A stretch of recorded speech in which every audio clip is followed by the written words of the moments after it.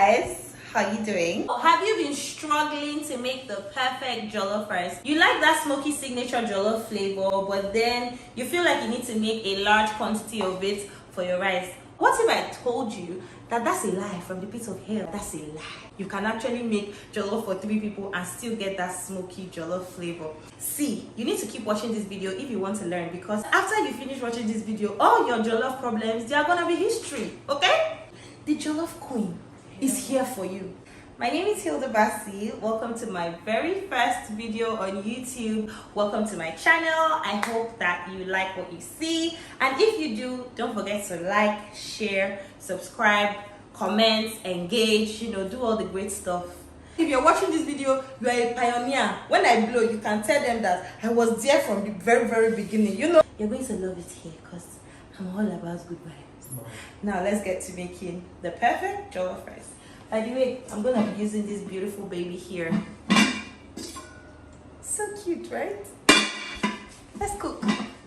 So the first thing you want to do is start by boiling your protein. I'm using turkey. I'm boiling it with onions, green atarodo and red atarodo, and the quality of your stock goes a long way in ensuring that your jollof rice is mad, so do not be stingy. I seasoned this with some curry powder and some thyme and seasoning cubes.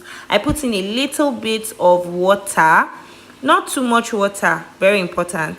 Now you want to give this a good mix, and you want to cover it and allow it to cook for about 15 minutes, because that's pretty much how long it would take for my turkey to be perfectly cooked. So after 15 minutes, your turkey is perfectly cooked, just like you can see. Can you see the quality of this stock? Like, can you see how thick and nice it is? You want to just set this aside because this would help you to make the perfect smoky Nigerian jollof. Now, the next thing is super important, your jollof mix. Now, for my jollof mix, I use chili pepper, cayenne pepper, habanero pepper, and fresh tomatoes. And I also use dried chili pepper. You see this dried tatashe, like we Nigerians call it. It goes a long way in changing the game of your jollof rice. You want to boil all of this for 45 minutes in a pressure pot, and this is what you're going to achieve. Once you've done this, you want to also open up some garlic and ginger, because it's also going to amp the flavor of your jollof mix. Once you've done that, you want to just put this, boiled tomatoes in a blender and add your garlic and ginger, and you want to blend this into a smooth paste. Emphasis on the word smooth paste. I mean the phrase smooth paste. You see this smooth paste, it goes a long way in helping you make stews, porridge, and more.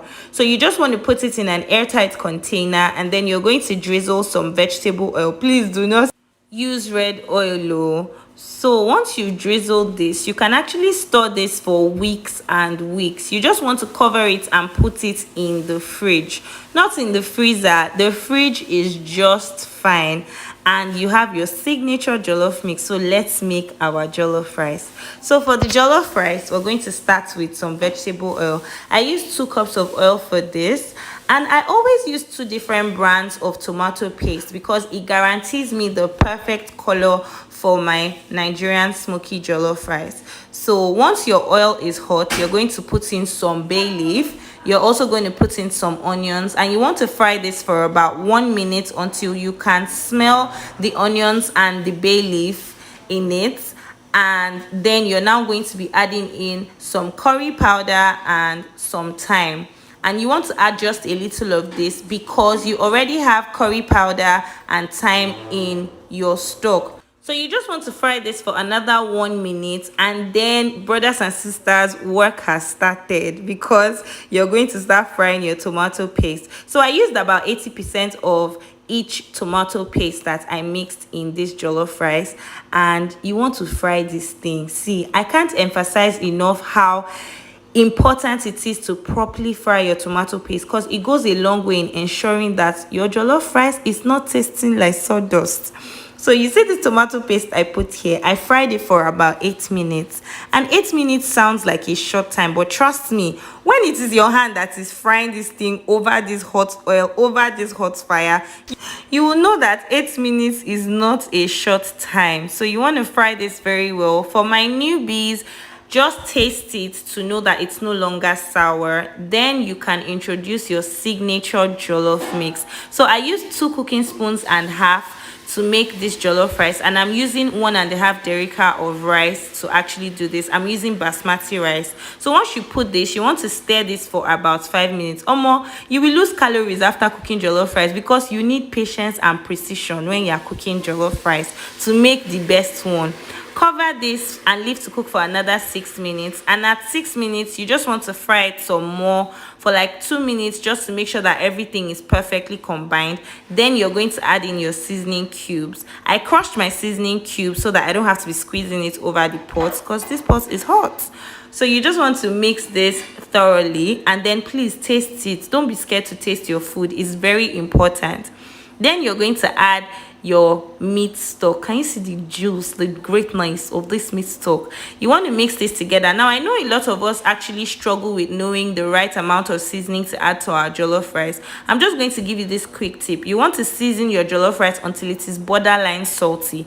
Being, you know, when they tell you, if you been add one more Maggi, if for salty, that's exactly where you want it to be before you add the rice. This is because once you add the rice, it's going to swell and then it will absorb the seasoning and it would be balanced. So I added some water and allowed it to come up to a boil before I added the rice, and this is so that my rice starts to cook very fast. Once you put in your rice, you just want to give this a good stir, and then you're going to cover it and allow it to cook for 8 minutes on low heat.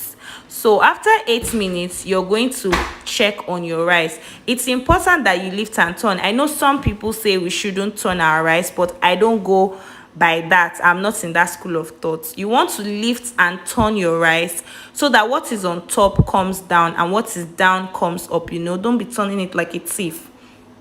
Then you cover the pot, allow it to cook for another 12 minutes, and then you want to lift and turn just like I'm doing once again. Can you see that the glory of God is radiating upon this pot of portion? Oh, hallelujah.